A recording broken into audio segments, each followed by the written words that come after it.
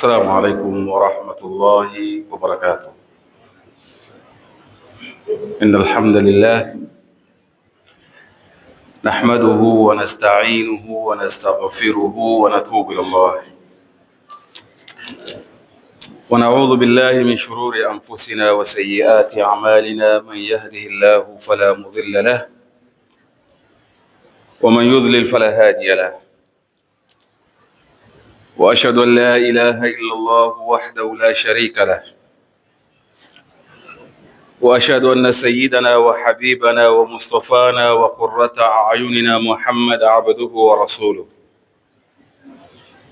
اللهم صل وسلم على سيدنا محمد طب القلوب ودوائها وعافية الأبدان وشفائها ونور الأبصار وضيائها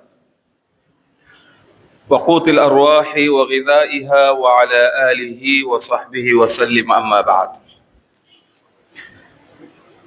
Baada ya kumhimidi Allah jalla jalaluhu na kumtakia rehma kipenzi chake Bwana Mtume Muhammad salawatu rabbi wa taslimatuhu alayhi, tukiwa tuko ndani ya nyumba tukufu na saa tukufu na siku tukufu, tukija kutekeleza ibada tukufu, hapana budi kuelezeana pia maneno ambayo kwamba ni matukufu kupitia Al-Qur'an na hadithi za Bwana Mtume Muhammad salawatu rabbi wa taslimatuhu alayhi. Katika yale ambayo tutatabaruku nayo kwa uchache na kwa ufupi, ni njia gani ambayo kwamba tutawaelea watoto wetu malezi ya uongozi wa baadaye. Watoto wetu au mabarobaro wetu, namna gani tutawalea wawe ni viongozi wa baadaye. Kwa nini tukachagua mauidha haya? Mabarobaro leo wameathirika sana na hanasa za ulimwengu, na hasatan katika hiki kipindi ambacho kwamba kimetuelekea. Imekuwa fikra zetu Waislamu na wasiokuwa Waislamu kwamba ndio kipindi ambacho kwamba takutumia ule ubarobaro wetu, kwa sababu kuna Krismasi mbele, kuna na mwaka mpya mbele. Hivi pana mabarobaro wetu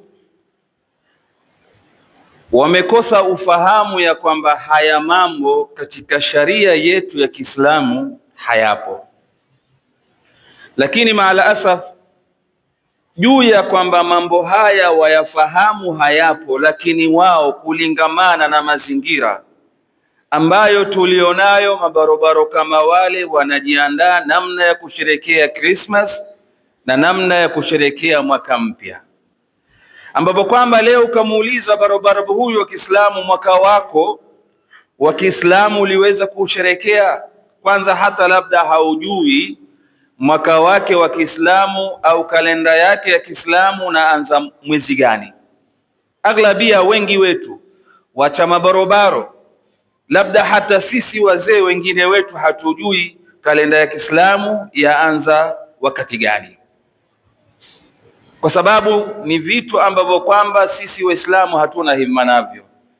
Tumekuwa na himma ya mambo ambayo si ya Kiislamu, na ni ulimwengu ambao Bwana Mtume Muhammad sallallahu alaihi wasallam alikuja akaubashiria ya kwamba Waislamu watafikiwa na muda watakuwa mambo yao ya Kiislamu hawayazingatii wala hawana hamu nayo, ya wasiokuwa Waislamu ndiyo ambayo wao wanapa kipaumbele, mpaka akatuambia watakapokuwa wao wameamua kuingia kwenye shimo la yuru, Waislamu na wao pia wataingia. Hawataki kujua, mtafuata sunna za wale waliotangulia kabla yetu, shibran bi shibrin, dhira'an bi dhira'i, shibri kwa shibri, kwa kiraa kwa kiraa.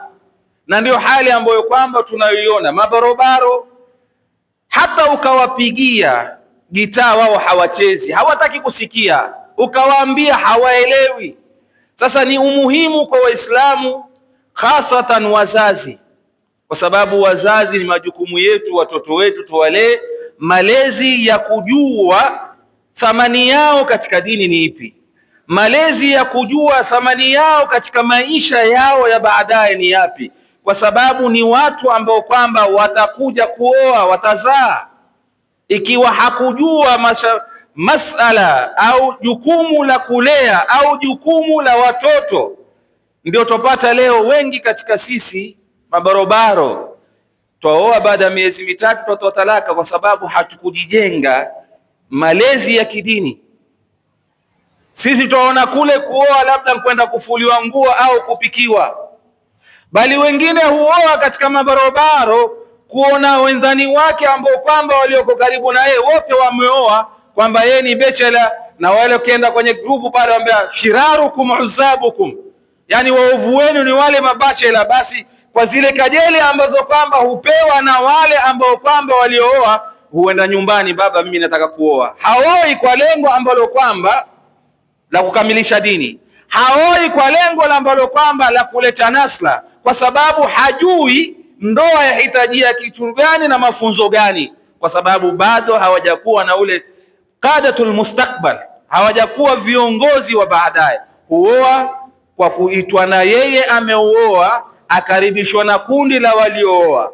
Huoa kwa kufuliwa nguo, huoa kwa kupikiwa, lakini ile malengo ya ndani katika ndoa hakuna anayejua barabara wa kileo, kwa sababu hawakujifundisha mambo ya dini. Sisi tuko na ulimwengu na ulimwengu na sisi, vile wanavyokwenda wao na sisi ndivyo tunavyokwenda.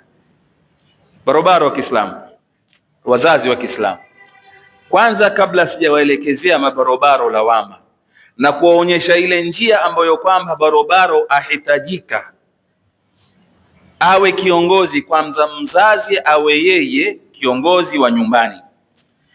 Barobaro siku zote au mtoto siku zote huinukia malezi ya mzazi wake alionayo. Hata nyinyi katika kizungu mnachokisoma wapo like father like son, si ndio? Au like daughter like mother, si ndio? Kwa sababu gani yaseme haya? Kwa sababu bia ya nyumba ndiyo ambayo kwamba inamkuliza yule barobaro mamkuzi, ikiwa ni mema ni mema, ikiwa ni shari ni shari, kuliko barobaro yule au mtoto yule kumwambia kwa ulimi. Vile unavyoinukia ndivyo ambavyo kwamba yeye anavyoinukia. Siku moja Tausi watoto wake walimwona mama yao hutembea kwa madoido, na ndivyo walivyo wanavyotembea kwa madoido. Mama alivyokuwa yotembea kwa madoido, watoto nao wakaanza madoido. Mama akawazungukia kwambia, mbona mwatembea hivyo? Mwambie mama, tumekuona wewe watembea na sisi ndivyo tunavyotembea. Na ndio hali ilivyo. Hauwezi kuwa kiongozi ikiwa wewe nyumbani ni muovu. Hakuna siku ambayo kwamba wewe umepotoka ukasimama kwa jua kisha kivulivuli kikawa kimelainika, na yule ambaye yuko karibu na wewe lazima atakuwa kama wewe. Sasa basi ni kwamba wazee kama wazee sisi tuwaleeni watoto wetu malezi ya dini, ili wawe viongozi wa kujua dini baadaye sisi kuondoka, ili waweze kukuombea dua hawa watoto, ili waweze kujua thamani yako hawa watoto, ili waweze kukuzuru wakati unapokufa hawa watoto. Leo ni mabarobaro wangapi kisha kuwapeleka wazazi makaburini, hajui hata kaburi la mzazi wake liko vipi sahihi.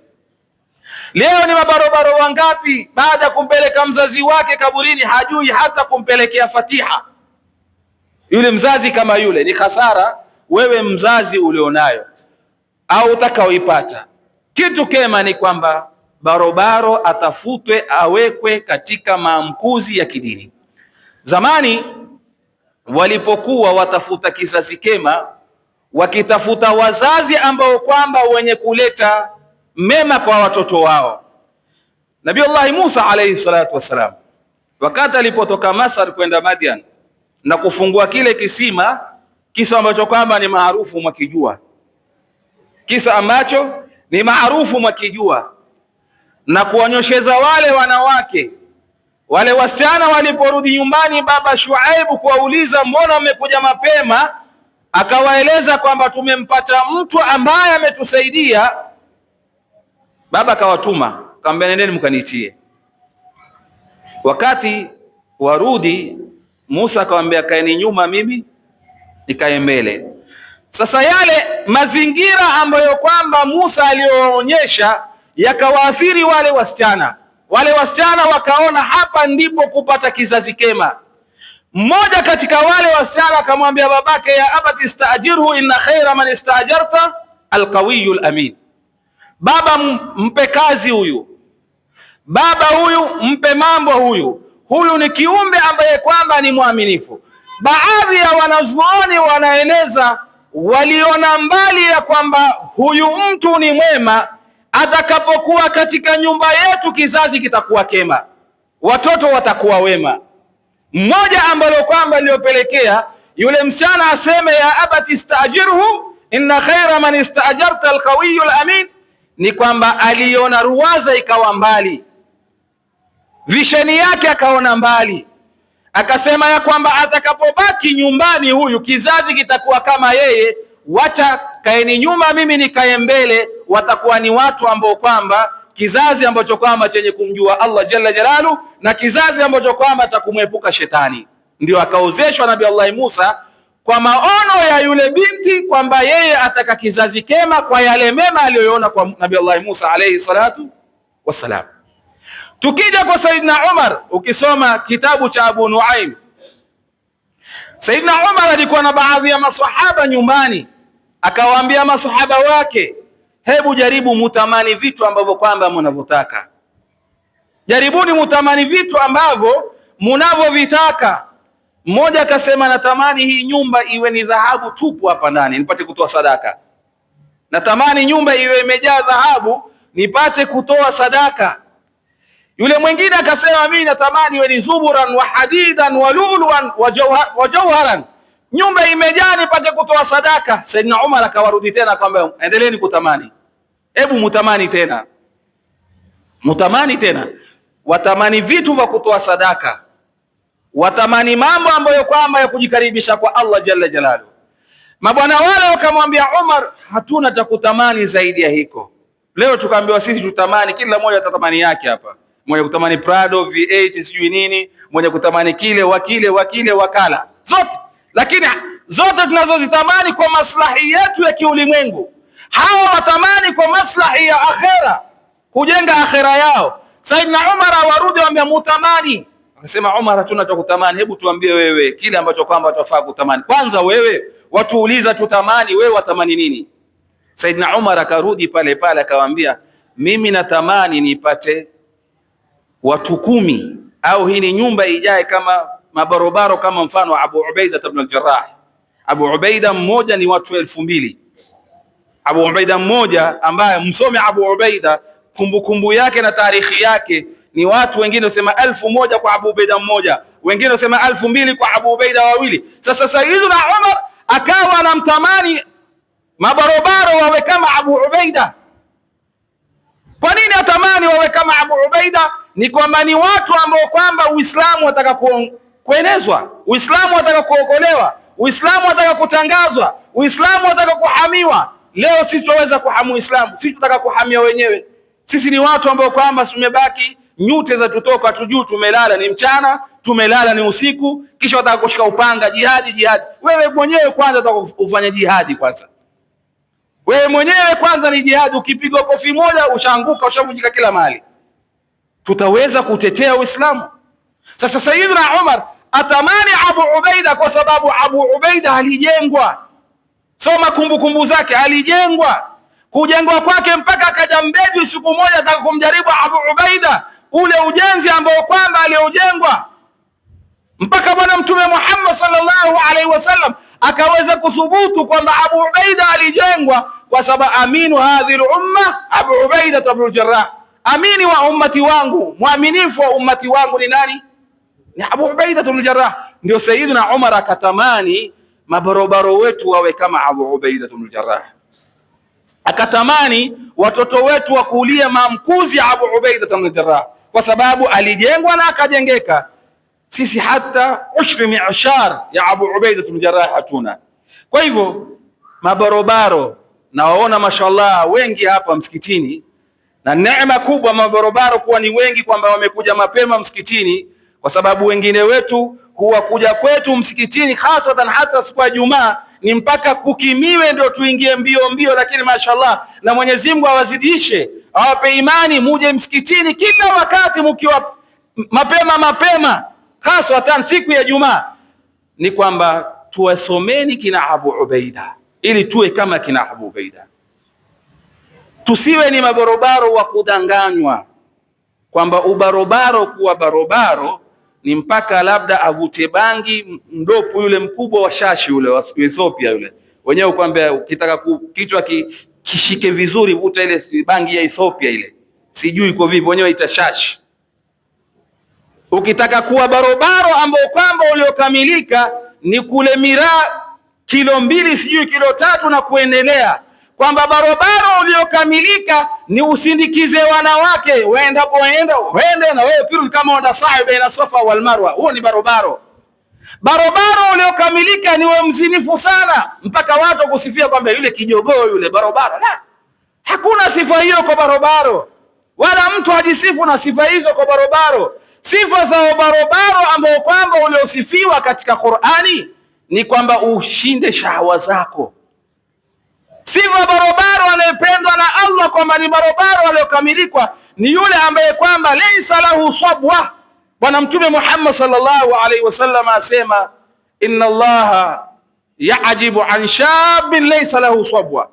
Mwenyezi Mungu anamchekea na kumfurahikia barobaro ambayo kwamba ameweza kushinda matamanio yake. Laysa lahu sabwa, hana yani hakutawaliwa na matamanio yake, hapelekwi mbio na matamanio yake. Yale matamanio ameweza kuyadhibiti. Wakati wa swala ukiadhiniwa tayari ameyashinda matamanio yake, na shahwa zake yakimbilia wapi? Msikitini. Yale matamanio ameweza kuyadhibiti, akipewa bangi avute, baba simo huko mimi. Yale matamanio ameweza kuyadhibiti, akiona miraa hata akawa yuanunuliwa, mimi sipo huko, yuko kwa Allah jalla jalaluhu subhanahu wa ta'ala. Ndio Mwenyezi Mungu jalla jalaluhu hufurahikia kwa barabara hunu, na mwisho wa siku ndo akampa daraja barabara hunu, akaweza kumweka kwenye kivulivuli chake ambacho siku ya kiyama hakuna kivulivuli isipokuwa nini? Ndi barabara huyo.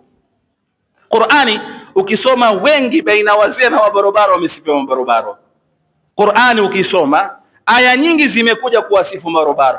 Kwa hivyo barobaro usighurike ya kwamba kutaka kuitwa kwangu barobaro ninywe chinja, kusifu kwangu barobaro niweke rasta nionekane barobaro, au kutaka kusifiwa kwangu mimi kibarobaro niweke muharisho. La, barobaro alisifikiwa katika Al-Qur'anul Karim, rijalun la tulihihim tijaratun wala bay'un an dhikrillahi wa iqamis salati wa ita'iz zakati, kisha yakhafuna yawman tatakallabu fihi alqulub wal absar. Ndio barobaro ndiye huyo. Rijalun la tulihim, barobaro ni yule ambaye kwamba hashughulishwi na biashara, hasatan kwa wakati wa ibada.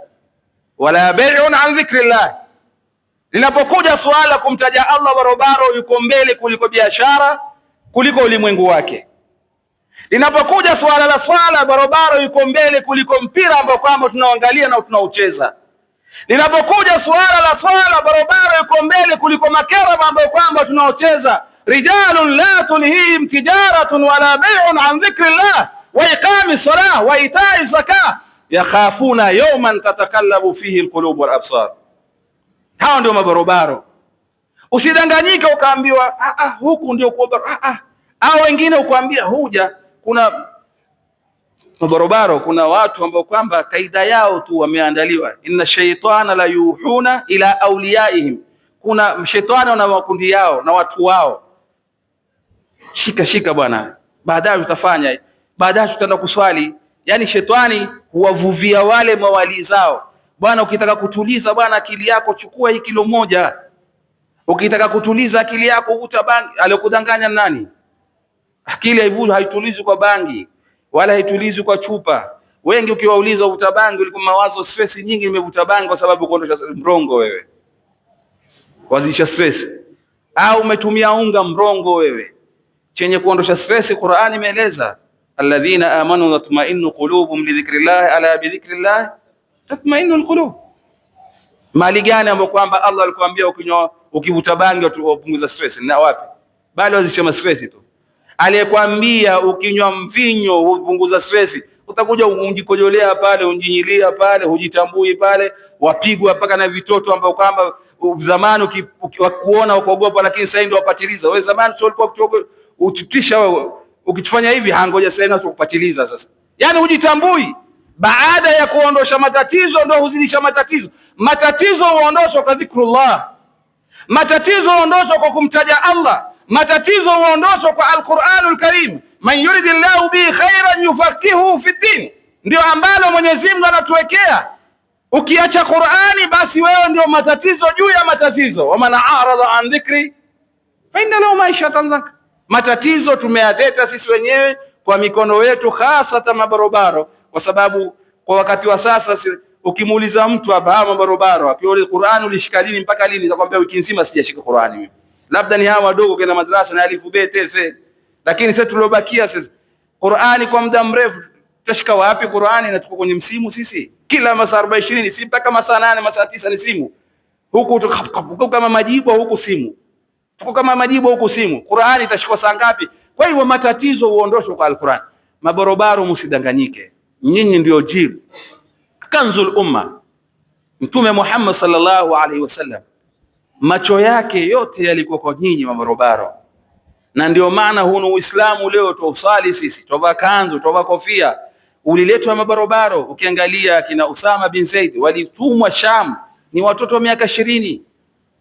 Ukiangalia kina Sayyidina Ali walitumwa Khaybara, ni watoto wa miaka 20 na kitu. Ukiangalia kina Muhammad al-Fatih alikwenda kufunga Konstantinia, ni mtoto wa miaka 18 19. Konstantinia mamake amchukua enda na baharini, aoga naye, aona mataa, ampeleka baharini kwa muonao pako mataa kwa upande wa pili, amwambia mwanae, nataka uende ufungue ule mji kule, ufungue uweke Uislamu. Mtoto mdogo, na ikifika miaka mama huyo amsitiza mwanae ajenga ule ubarobaro uwe mwema. Ikifika miaka 19 akataka kufanya fathi ya Konstantinia akiwa na miaka 19. Ukisoma kina Tilfizani sharh ya Matn al-Izzi wameandika wakiwa na miaka 17 vitabu. Barobaro wameandika kitabu. Leo mababa na mababu wakisoma akiwa na miaka mingapi? 17. Sisi tumefanya nini? Sisi tumefanya nini? Tushindana kula mabofulo na masoda au tushindana kula miraa? Mtume Muhammad alitupa kipao mbele. Mtume Muhammad alituweka mbele. Vita vyote vya Kiislamu, angalia viongozi walikuwa ni mabarobaro karibu vyote, kwa sababu barobaro akitengea umma umetengea, na barobaro akiharibika umma umeharibika. Barobaro akitengea mji umetengea, barobaro akiharibika mji umeharibika. Ni wangapi ambao kwamba leo wameharibika na watu waogopa kutoka hata kutembea? Labda ni jamaa yako ndo atakusaidia, lakini mwingine akionekaniwa kabari. Kwa hivyo wazazi wa barobaro hawa watu watengezeni, kwa sababu ni watu ambao kwamba wahitajika katika Uislamu, waongozi Uislamu. Na nyinyi mabarobaro, mambo yasiyokuwa Kiislamu msiyafuate, mambo ambayo kwamba yasiyowahusu msiyafuate. Fuateni kile ambacho kwamba bwana Mtume Muhammad sallallahu alaihi wasallam aliyowatia, taraktu fikum thaqalaini ma in tasamtum lan tadhillu ba'di abada, kitab Allah, kitabu cha Mwenyezi Mungu na sunna za bwana Mtume Muhammad sallallahu alaihi wasallam. Kitabu cha Mwenyezi Mungu utasemaje kuhusu haya mambo? Kama ni haramu achana nayo, kama ni halali uyafanye. Sunna bwana Mtume Muhammad sallallahu alaihi wasallam semaje? Kama ni halali fanya nayo, kama ni haramu achana nayo. Ndio utakuwa ni barobaro mustakbal. Ila tu hapa tutawapa vile vipengele ambavyo kwamba utakaposhikamana navyo utakuwa ni barobaro mzingatiwa mbeleni. Uwe mkweli, uwe na subra, uwe ni mkweli, uwe ni mwaminifu. Mkweli, mwaminifu. Wanazuoni tuambia barobaro akiwa mkweli na mwaminifu, basi huyo ni kiongozi wa baadaye. Na hii ni sifa tuipata kwa bwana Mtume Muhammad sallallahu alaihi wasallam. Mtume kabla hajatumilizwa alikuwa ni mkweli na mwaminifu, akisifiwa mkweli mwaminifu. baada ya kwamba ni mkweli mwaminifu, wale makureshi wa Maka wakaona mali yao yote hakuna mahali pa kuyaweka isipokuwa ni kwa mtume na ni barobaro. Wakaona kwamba huyu ndio kiongozi ambaye kwamba wa kutegemewa. Ndio utapata hata alipogura Maka kwenda Madina akamwacha Saidina Ali ili aregeshe amana za watu. Tufahamiana, si ndio? Sasa wale makureshi walimfahamu kwamba mtume ni kiongozi mzuri kwa ule ukweli wake na uaminifu wake, na ndio utapata hata palipokuwa Al-Kaaba yataka kuwekwa ile Hajarul Aswad, na baadhi ya wao makureshi washindana nani atakayeweka ile Hajarul Aswad, wakasema atakayeingia kwa ule mlango ndiye ambaye atakayetuonyesha namna kuweka ini. Kisa maarufu mwakijua, alipoingia ni bwana Mtume Muhammad sallallahu alaihi wasallam, na alipoingia wakasema yule ni as-Sadiq al-Amin. Moja kwa moja yule tuamini ni kiongozi ambaye kwamba ni mbora, kiongozi mwenye ufahamu, kiongozi mwenye akili, kwa sababu ya sifa mbili hizi tu, mkweli, muaminifu. Wakamwambia Mtume Muhammad, ndio tufundishe namna kuweka ama tuweke wewe. Mtume akawafundisha, mwisho akaliweka yeye. Lakini mahalu shahid ni kwamba walimkubali mtume kwamba ni kiongozi mwema kwa kuwa ni mkweli, ni muaminifu. Je, wewe barobaro ni mkweli? Wasema ukweli katika maneno yako? Je, barobaro ukipewa amana ya mtu waitekeleza kumpelekea yule ambaye kwamba aliyekusudiwa kupewa amana kama ile? Sasa sifa hizi mbili ukipewa wewe ama ukiwa nazo wewe barobaro, tayari ni kiongozi wa baadaye.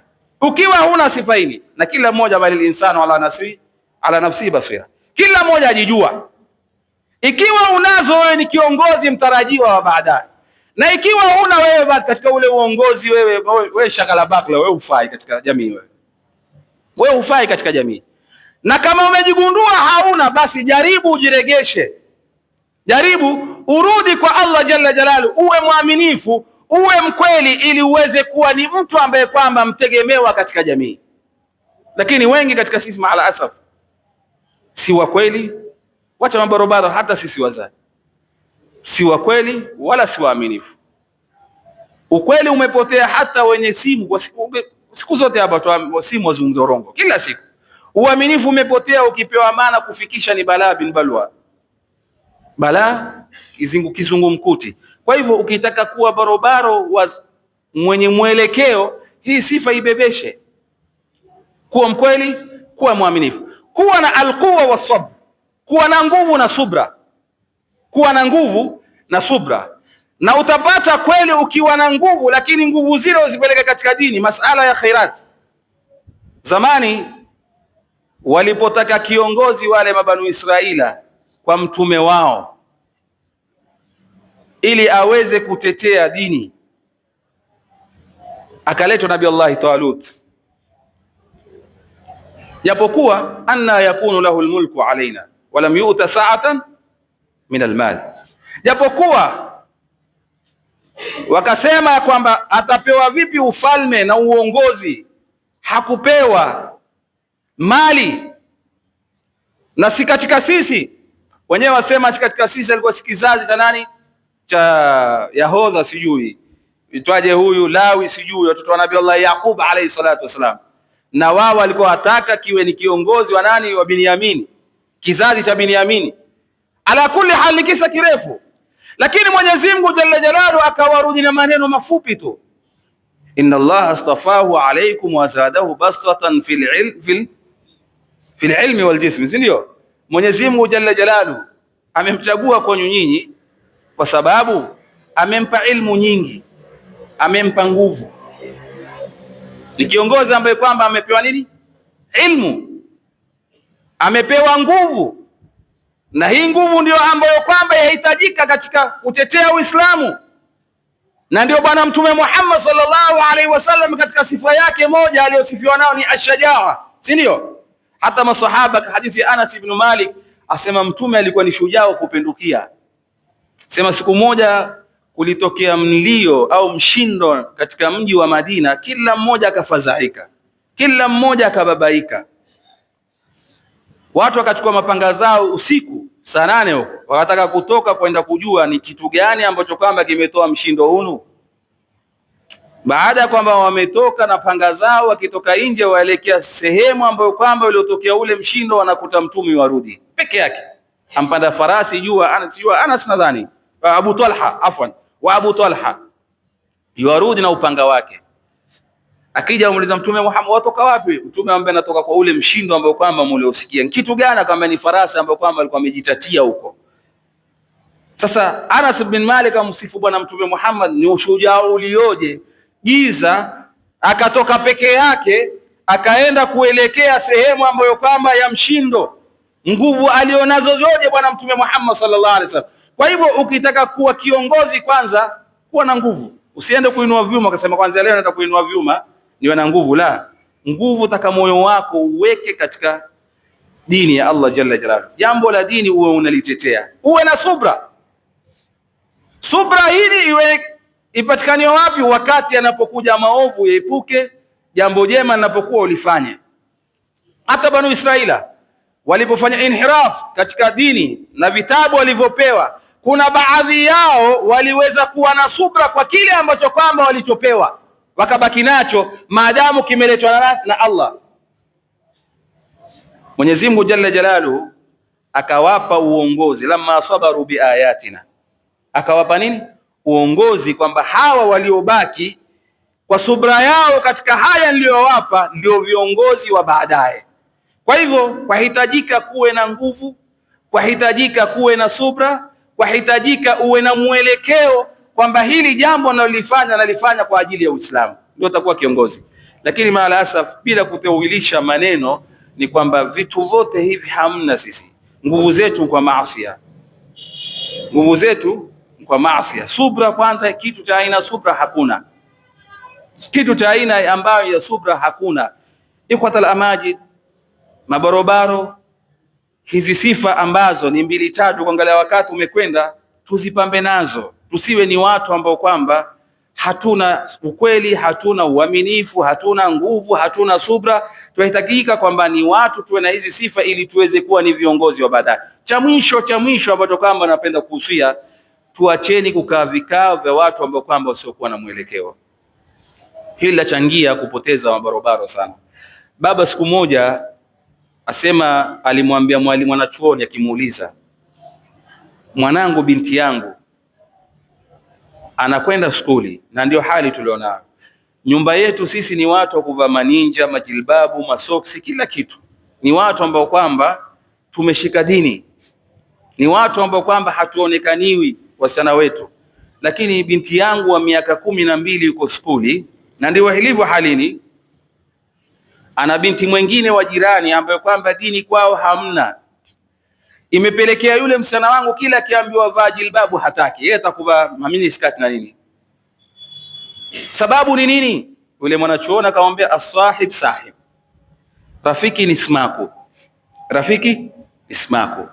Ndo kaambiwa kwamba unapochagua rafiki, angalia yule unamchagua. Almaru ala dini khalilihi, falyanzur ahadukum man yukhalil. Bwana Mtume Muhammad sallallahu alaihi wasallam akaambiwa chanzo cha huyo mwanao kukataa kuvaa majilbabu ni huyo rafiki yake ambaye kwamba anavaa nini? Mini skirt. Na chanzo chetu, wengi wetu akipotea, ukimuuliza mtu, wewe ulianza lini kuvuta bangi au nani alikuwa, atakwambia rafiki yangu. Lini miraa ulikula? Rafiki yangu. Kila mmoja ni rafiki. Wala tarkanu ila alladhina zalamu fatamassakumun nar, msikae na watu ambao kwamba waliojidhulumu na nyinyi mkawa kama wao, mkawa kama wao, kwa sababu muovu ni haraka kumvuta mwema. Kaljamri yudhau fi ramadi fatakhmudu, kama jiji kwapi kala moto likiwekwa kwenye jivu huwa jivu nalo, si ndio? Ama jivu huwa kala moto. Basi rafiki muovu akikaa na mwema, yule muovu huwa muovu. Hali kadhalika kukaa na mwema huwa mwema, kwa sababu mfuata nyundu au mfuata nyuki uramba asali, si ndio? Angalia wanazuoni, baadhi yao walikana watu wema wakawa wanazuoni, hali ya kuwa wao emu yao ilikuwa sikuwa wanazuoni, sikusoma. Msome Abu Bakar al-Ghaffal, mmoja katika wanazuoni wa Imamu na Shafi'i, katika madhhabu ya Imamu Shafi'i, mwanachuoni ambaye kwamba ameandika vitabu vya fiqhi vingi sana. Alikuwa ni mtengezaji kufuli, alikuwa ni mtengezaji kufuli. Tarikhi ukisoma Sayr Ilamu Nubala asema kwamba alikuwa ametengeza kufuli miaka 30 mpaka miaka 30 mtengeza kufuli. Alipofika kufuli ya mwisho, yani kuacha kutengeza kufuli, akawa yatengeza kufuli, ondoka na watu wema. Tengeza kufuli akimaliza, ondoka na watu wema, kama wazazi wetu walivyokuwa zamani. Wenda za baharini wakija, watakana watu wema, waeleza habari, ndio walikuwa wema. Sisi ni kamba kwa sisi, ufu za nazi tu sisi lobakia. Shafahamiana? Sasa mmoja katika wema akamuona yule Abu Bakar al-Ghafari kwamba apenda mambo kheri, na wanazuoni watu wema wana firasa, ittaqu firasatal mu'min, si ndio?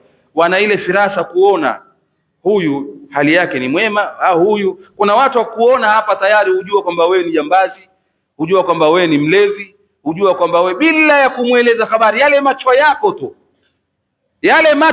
akionekaniwa tu. Kuna hata wengine wakiingia tu, hata usio na firasa, wewe ukiingia pale sema hivi viatu vangu vile vina usalama, yule bwana ameingia pale. Lakini kuna mwingine ukiingia hata habari au unajua aje yule hawezi kuwa mwivi. Ingawa siku hizi hakuna alama, aweza kuwa leo vakanzu na kofia ndio huyo yapita nazo. Chafahamiana, si ndio? Lakini kuna watu athari zao tukiwaona tayari ukwambia kada almurida yakula khudhuni. Chafahamiana, si ndio?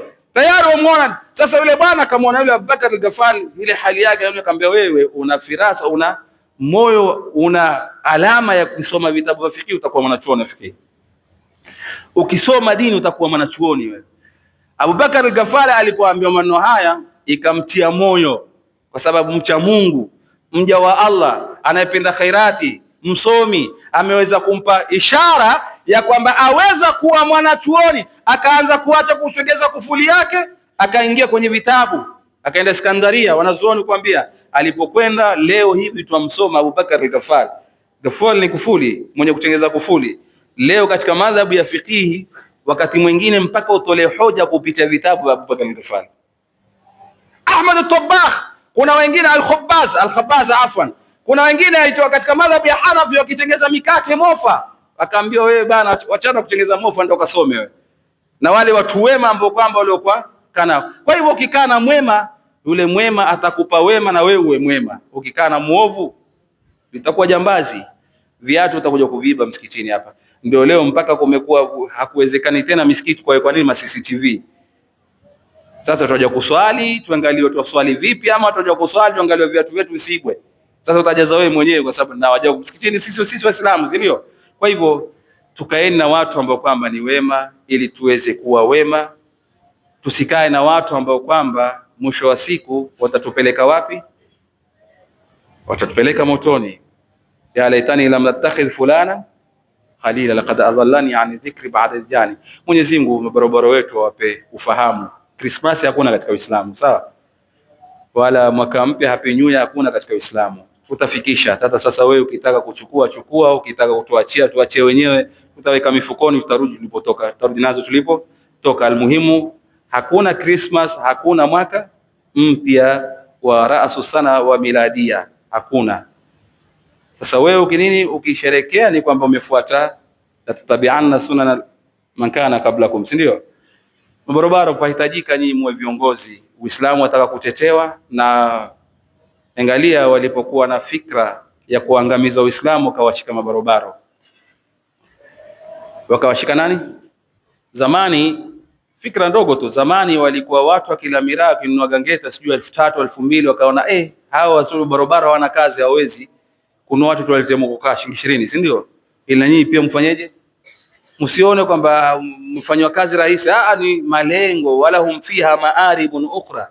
Wana malengo yao shekhi, wana malengo yao. Leo barabaro yadham billah min dhalika, tawake zao nyumbani waliooa washughulikiwa na watu wengine, kwa sababu hawana kazi ya kwenda kukaa na kazi ya kunini. Mwenyezi Mungu atuhifadhi na atunusuru. Usiende, kwa sababu kuna visa vingi ambavyo kwamba tumevipata katika kesi za majumba kwa wenye kula miraa.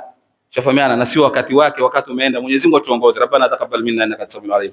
Rabbana hab lana min azwajina wa dhurriyyatina qurrata a'yunin waj'alna lil muttaqina imama bi rahmatika ya arhamar rahimin. Sallallahu alaihi wa sallam. Alhamdulillah rabbil alamin. Assalamu